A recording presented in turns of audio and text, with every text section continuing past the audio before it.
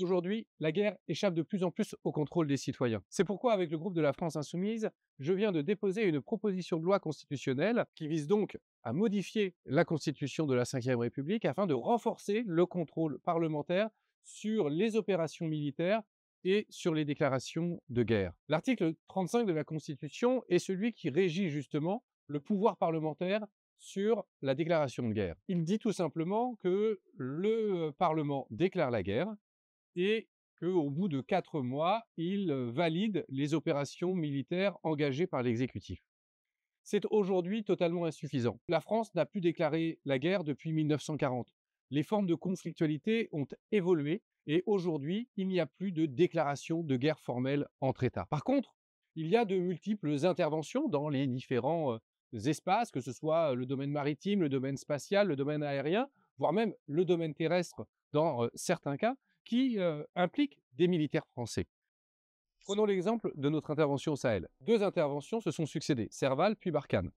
La première, Serval, a été décidée par le président Hollande. Il s'agissait de stopper l'avancée d'une troupe de pick-up contre la capitale du Mali, Bamako. Le Parlement s'est prononcé au bout de 4 mois sur cette intervention spécifique, limitée au Mali, pour stopper l'avancée de ces troupes. Et rapidement, cette opération s'est développée, a englobé d'autres pays, le Niger, le Burkina Faso, le Tchad, et est devenue l'opération Barkhane.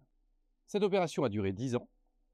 Il y a eu 58 morts, des centaines de blessés parmi nos troupes, et pourtant, le Parlement ne s'était jamais prononcé. Il y a donc, de la part de l'exécutif, une volonté de contourner le législatif, de se dire que les opérations militaires, la défense nationale, sont une compétence propre de l'exécutif et que ce n'est pas nécessaire qu'il y ait un contrôle parlementaire sur ces opérations. Avec la France Insoumise, nous pensons que cela est gravissime parce que nous pensons que cela place la guerre en dehors de tout contrôle des citoyens, en dehors de tout contrôle parlementaire, et cela contribue à la conflictualisation du monde et à l'aggravation des tensions. C'est pourquoi nous avons déposé cette proposition de loi qui vise à instaurer une autorisation préalable du Parlement et du législatif avant tout déploiement de forces à l'étranger. Cela existe dans de nombreuses démocraties. Cela ne rend pas les choses moins efficaces, cela les rend juste plus démocratiques et cela permet un véritable contrôle de l'action de l'exécutif par les parlementaires.